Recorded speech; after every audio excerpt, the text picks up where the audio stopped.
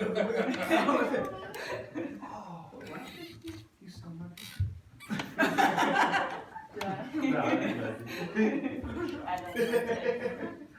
Yeah, I don't usually.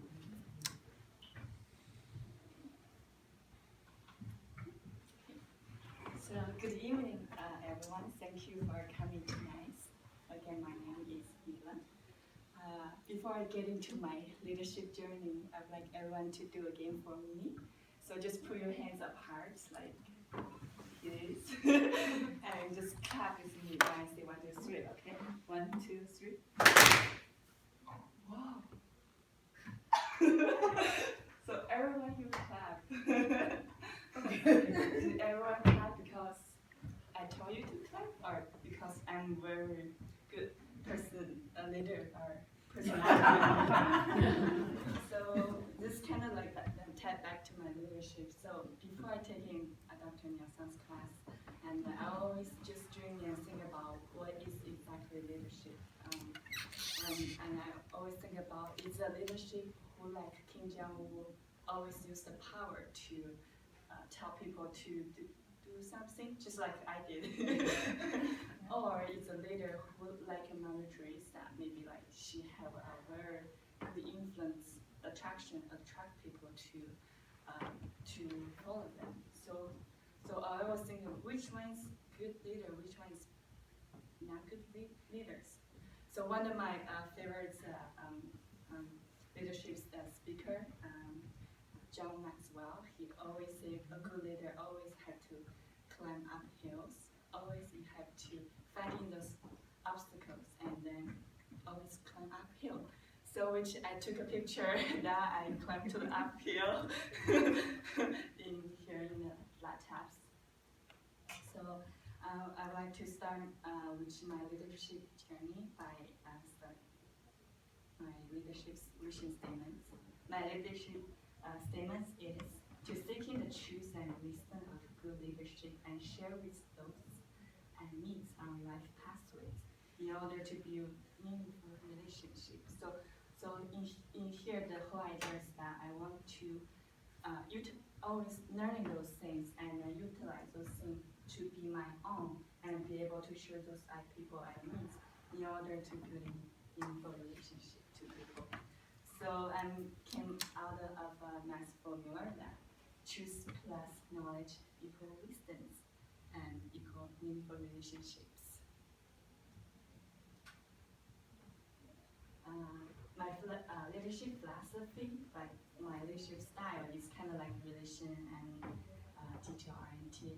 I like to learn about people and talking to them, and then be able to finding those things I can provide for people.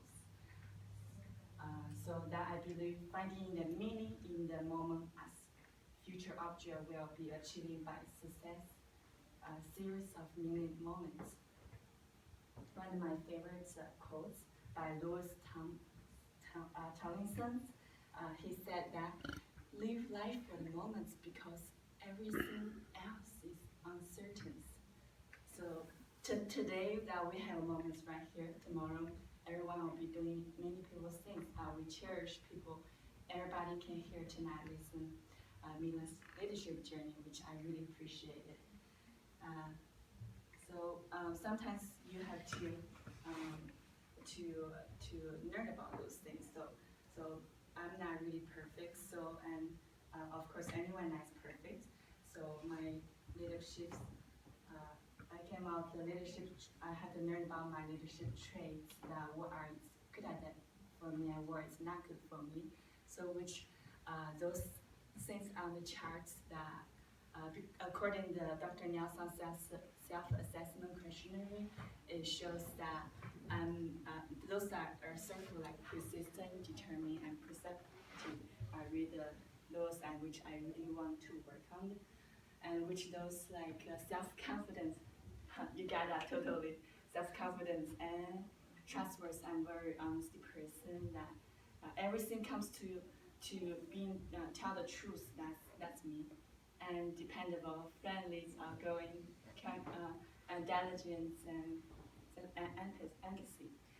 So the three really leadership traits I really want to focus on, which is persistence, perceptive, and determination. So how I'm going to work on those in action is by reading this book. It's called The Key to Good Leadership. So I really want to just open the door of the key to see what exactly a good leader should be. So I'm almost close to the end of this book, and I'm really planning to finish this book by this coming week. Yeah, and then my second trait I want to learn about is perceptive. Sometimes I have a hard time for imagine things happen in pictures. I want to see like in real life, but imagination is kind of a little bit hard. So how I'm going to improve in perceptive is by watching TED Talk per week. And one of TED Talk I just recently watched it. I think it's pretty funny, and then I really want to show to someone, just to see if the media is viable.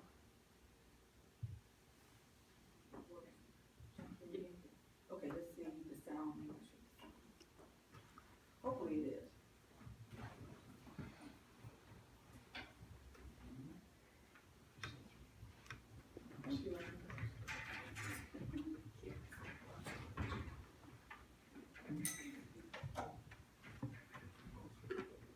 It's I think so. the top. Oh, for sure. The top of the monitor.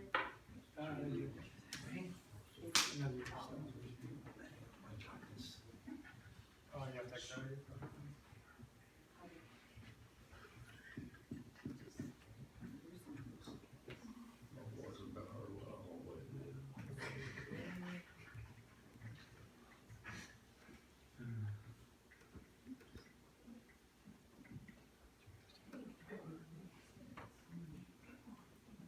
If not, I'm going to just tell the video what's about.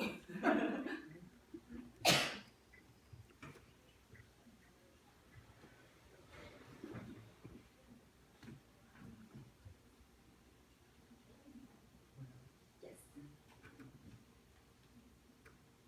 So this video is Everybody on the floor! TikTok right there.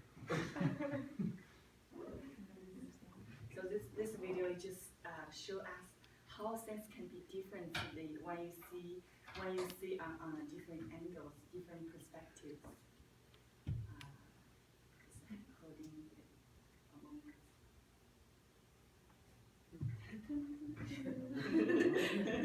Okay.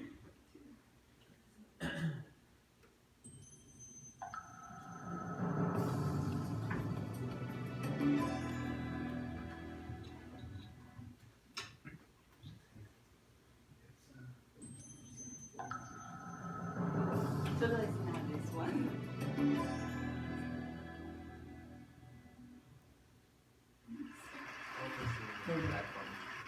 I'm going around the world giving talks about Darwin, and usually what I'm talking about is Not this one, but this one. That one.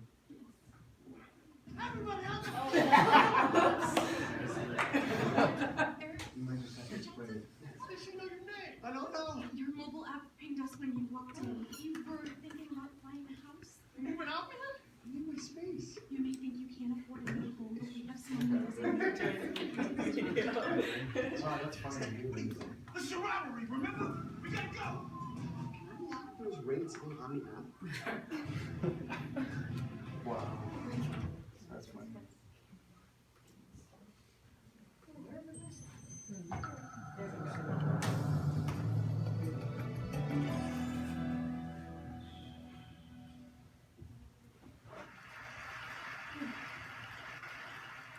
So imagine you're standing on a street anywhere in America, and a Japanese man comes up to you and says, excuse me, what is the name of this block? And you say, I'm sorry, well, this is Oak Street, that's Elm Street, this is 26th, that's 27th. He says, okay, but what is the name of that block? You say, well, blocks don't have names. Streets have names. Blocks are just the unnamed spaces in between streets. He leaves a little confused and disappointed. So now imagine you're standing on a street anywhere in Japan. You turn to a person next to you and say, excuse me, what is the name of this street? And they say, oh, well, that's block 17 and this is block 16. And you say, okay, but what is the name of this street? And they say, well, streets don't have names. Blocks have names. Just look at Google Maps here. There's block 14, 15, 16, 17, 18, 19. All of these blocks have names. And the streets are just the unnamed spaces in between the blocks. And you say, okay, then how do you know your home address? They said, well, easy. This is District 8. There's block 17, house number 1. They say, okay, but walking around the neighborhood, I noticed that the house numbers don't go in order. I said, of course they do. They go in the order in which they were built. The first house ever built on a block is house number 1. The second house ever built is house number 2. The third is house number 3. It's easy, it's obvious. I love that sometimes we need to go to the opposite side of the world to realize assumptions we didn't even know we had, and realize that the opposite of them may also be true. So for example, there are doctors in China who believe that it's their job to keep you healthy.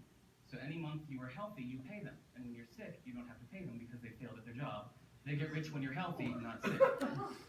In most music, we think of the 1 as the downbeat, the beginning of the musical phrase. 1, 2, 3, 4. But in West African music, the 1 is thought of as the end of the phrase, like the period at the end of a sentence. So you can hear it not just in the phrasing, but the way they count off their music. 2, 3, 4, 1. And this math is also accurate. There's a saying that whatever true thing you can say about India, the opposite is also true. So let's never forget, whether at TED or anywhere else, that whatever brilliant ideas you have or hear, that the opposite may also be true. Domo arigatou gozaimashita.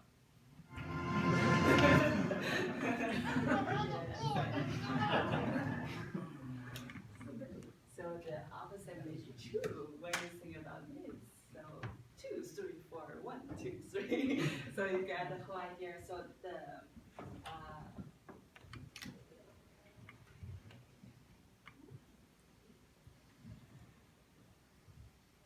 so sometimes I'm like very strict, like just think about this is the way and it's supposed to be this way, and sometimes like I cannot imagine, oh, maybe it's in another way, maybe it's right. So remember I was back into the calculus, and in China where I'm from, they always tell you to be doing your math just doing this way, and that's supposed to be the right way. Which when I came to America and the teacher told me, oh, this is another way you can do it, and also the result is exactly the same. So that really shows that they're not always the same when it's on the other side of the world. So number 3 trait is a determination that I had to make a better decision. Sometimes I'm just hesitate to make a decision because maybe I feel like I'm going to fail for doing something. So by at least to doing 1 decision per day, that's my goal to improve this trait. Once we come to the leadership strengths, according to the assessment again, that shows my intermediator is the lowest, and then the mediator is the lowest.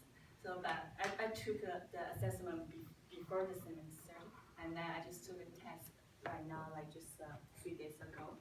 I really see the rapidly increase of my skills numbers. So I can see that in implementer I increased to the highest now, which I fell behind the analytical, and then the mediator I reached the lowest. So that right now currently that I have to work on my analytical and then mediator. So how I'm going to do that is by working on the analysis. Is by doing more mathematical. I'm very good at the math. Sometimes I just feel like why I rated this lowest. Maybe it's from the analytical systematic things, but I'm very good at solving problems, solving the mathematical problems. So also I'm gonna play the brain games and play maybe funny video games, just increase that skills. Second weakness is the mediator that I have to work on is by pay attention to news and Facebook, and then having the right of what's right, what's wrong, and be able to tell that skills. And one of the book I just recently started to read, it's called Click Clock More. So this is like a children's book, and it always show you the cows and then the other animals in the farm, how they can be fighting each other, be a better mediator. So I just get into the beginning of this book. I'm going to finish by end of this semester, just to improve how to be a better mediator. And my leadership styles, according to the assessment, again, it shows kind of weird. It shows I'm a task styles, but unfortunately, I think it's not me. Relation is me. Yes, I love people. I love building relationships with people. So I can really more a little bit task that more this relationship. So I have a little bit doubt. So I went to this website. It's called a leadership legacy, and do a test assessment. So according to this assessment, it shows that I'm a people mover. So definitely people's and very creative building. It shows so those the two are the highest. And I can see myself as a relationship oriented. Leadership skills. Also, I did a pre and post assessment again, just to see where I am and how I'm going to improve. It shows administrative still the lowest, even 23, rapid increase to 27 before taking Dr. Nielsen class until now. And I also see in the person that increased the highest. So that shows one of the skills I had to work on is administrative skills. And so how I'm going to improving and be more administrative is by also maybe enroll another course. Dr. Nielsen's course maybe. Sooner or later. I will see you again. MBA. Okay.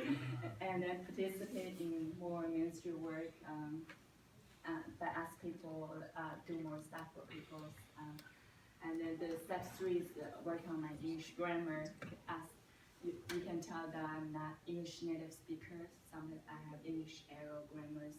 That's one of my hardest challenges. So I'm going to really work on English grammar, and then also I plan to work on writing English diary, maybe end of the semester, and then just to improving writing and then be a better, because I heard many people say a good leader always were very good at the writing skills.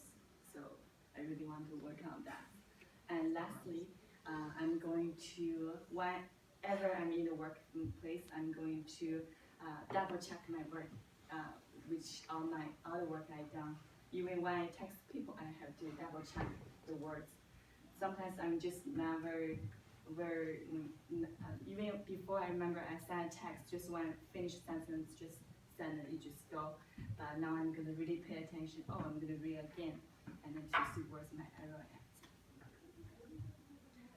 Lastly, about communication. Yes. So that is really talk about the limit days. So I want to talk what I did. So in this volunteers, I learned about how to be able to be more fast-paced, more how to do more things. Because I'm very bad at doing things are more like standard and fast. So this really increased me to be more fast-paced. And then through this, I really had a good time for also building more relationship with different friends in communities like this people. Yes. So finally, because we had me reach our mentors through the semester, and then my mentor, which is David Peter, that I meet with him. He also talk about each session we have a topic. So topic session 1, he suggests that I have to keep up my schedules. He suggests me to write a to-do list and make a success habits, and also do your hardest things, the list and the desires thing first. I always doing the other side, desires thing first and then list thing first. So that's what I'm going to work on. And then the one book he recommend is reading the Ida Frogs. He said, I haven't started, but he talked about this book is about eat a life that first things in the morning and nothing worse left over for the day. So I'm kind of curious about this book. So I'm going to get this book soon. And then also doing proper time managing. This is very important to me. And lastly, he recommends build up a schedule and keep up my schedule and be ahead time of my schedule. So in my session 2, what I had learned is to be more decisive. My previous topic is say I'm not very decisive person. So one quote he said that the lawyer advises, but leader decides. So if I want to be a good leader, I have to really making those obstacles, those decisions to step out, not just keep my comfort zones. The book he recommends is Swimming with the Shark. And lastly, the session number 3 is what we learn is how to tell the difference between authority and responsibility. He also said that you can dedicate authority, but you can never dedicate responsibility. So which one I think about, this is maybe true, because you can dedicate power, but you can dedicate risk, right? So you don't want to give putting people in a risk, but you can give them power to doing something. So this is really get to me a lot. Also, he said the captain always going down to with the sink. So that may be something in there, because or shows the leaders that even the ship going down, they can choose to not going down, but they have to choose going down because either they exist or not, because they're the responsibility of the ship. So with all that concludes my presentation. And finally, I think so overall, the most important is learning, keep learning every day, keep climbing those uphill every day, and then learning is earning. If you're not learning while you're earning, you're cheating yourself out of better portion of your compensations. Thank you so much.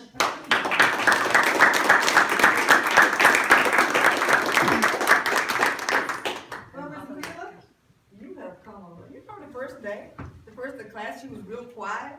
And then she just started, every time we had a speaker, pretty soon she was the first person speaking to the speaker whenever they came in. So I have really seen you grown as far as speaking up. And I commend you for how systematically you're saying that you're going to target what you consider your weaknesses. And as I told you when I was writing my dissertation, my grammar, I was so busy about writing and throwing it to an editor. I'm like, let the editor do it, you know? Sometimes you need that help. My thing was to write a 200-page book, and I could let somebody else do the editing.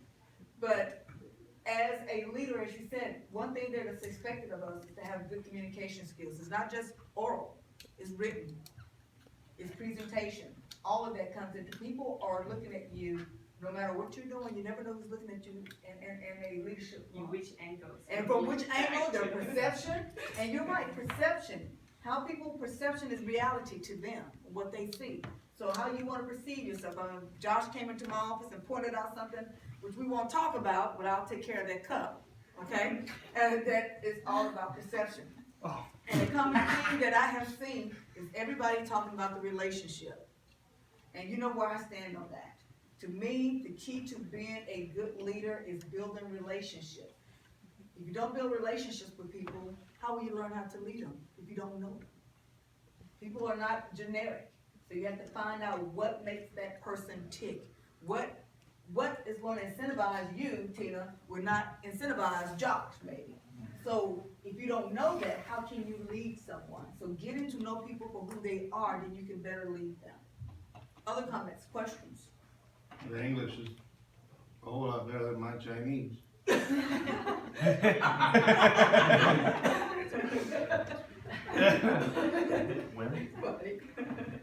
Other comments? I thought you had some really good quotes. And one thing you touched on that oftentimes we forget is you talk about the meaningful moments. You know, and that's how you build relationships. It's about the moment. And people that are constantly thinking about the future or tomorrow or the task or whatever, well, they're not connecting.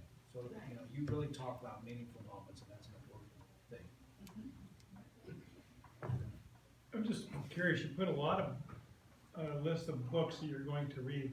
How long are those books? Because I could see you in a stack like this. And how are you going to manage that time? That's like, Yes, so I'm going to finish the key first, which next week, and then I'm going to make a to-do list, which I'm going to put buy all those books and then put those books in front of my desk, next to my bed. The closer is the one to-do list, and then the not closer is like all the way to the back. So that's, and then I want to manage that. I want to read at least half hour before I go to bed every day, and just keep on doing habits. Yes. What would you like to do? I don't know if you work full-time now, but in the near future, once you graduate from college, what is you see yourself doing in an occupation? Right now, actually, I'm a leader of 200 people in a health nutrition products fields. So I want to help more people, getting more people, and then training, having those resources for them, and make our team stronger and better. So you want to work in a business, or you're in a business now? Yes. Nutrition. Here in the United States or back in Yes. China? You stay here. In Salt Lake City. Oh, wow.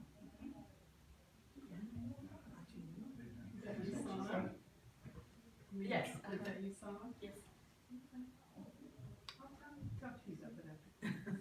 Yeah, she's got a lot of people to talk to now. Yeah.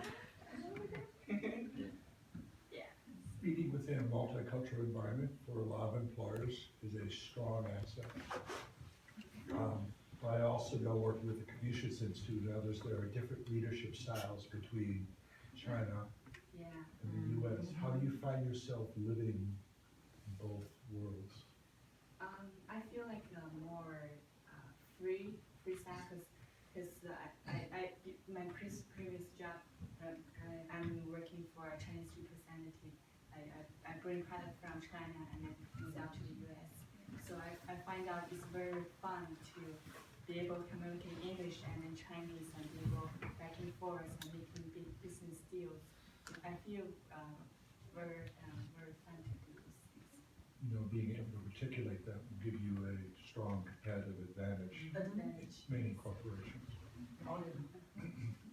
Yes. Good job.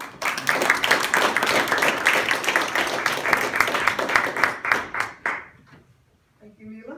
Thank you, everyone. And our last presenter. So, you need a few minutes to set up, or you good? No,